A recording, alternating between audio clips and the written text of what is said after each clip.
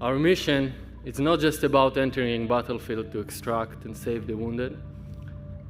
It is about being there for soldiers when they need help most. Helping them fight to live in the face of the greatest pain and trauma imaginable.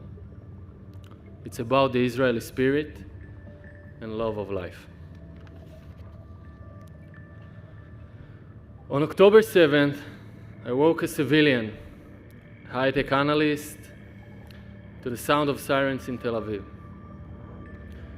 While trying to comprehend the news reports, I called my commander, and we agreed to meet at the unit. There, we started to understand the severity of the situation. Because of the types of mission my team performs, our equipment is always ready. We didn't need to organize much. This allows us to quickly suit up, grab our gear, receive assignments, and be one of the first team from the unit to head south. When we arrived south, we reached a base near the front lines and assessed where we were needed most. I remember feeling vulnerable and questioning everything as we drove on the road, wondering, for example, if the military vehicle in front of us, even though it was Israeli, going to open fire on us or not, because terrorists had infiltrated everywhere. Arriving at the kibbutz area, the scale of the disaster was unimaginable. It all burned down, bodies lay scattered on the side of the roads. No one was spared.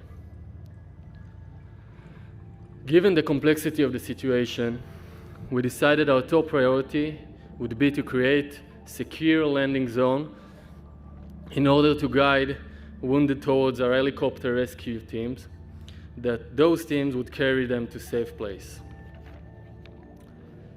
So all day and night, we searched for the wounded, driving down all the roads between the kibbutzim, quickly evacuating those we found to the hospital. When that mission was complete, I joined our unit's ground forces in Gaza.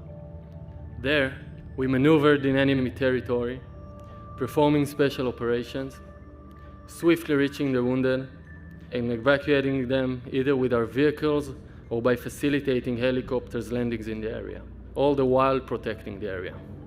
During mission, I tried to remain practical. I considered the equipment needed for the mission and the threats on the way to the destination. This kept me focused.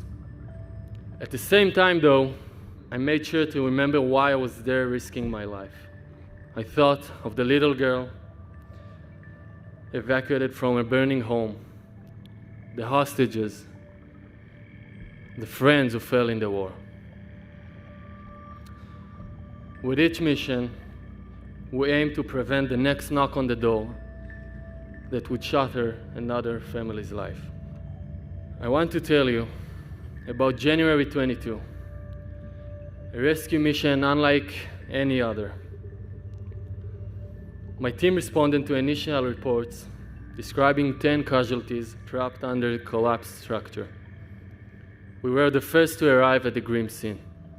As the situation became clearer, we understood that 2 buildings had collapsed, and the commander was now reporting 21 missing soldiers.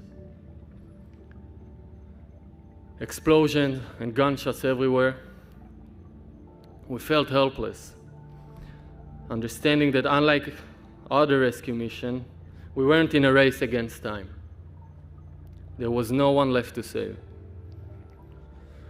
All 21 soldiers had been killed in the explosion and were buried under the rubble. Retrieving their bodies was an all-night and heartbreak effort.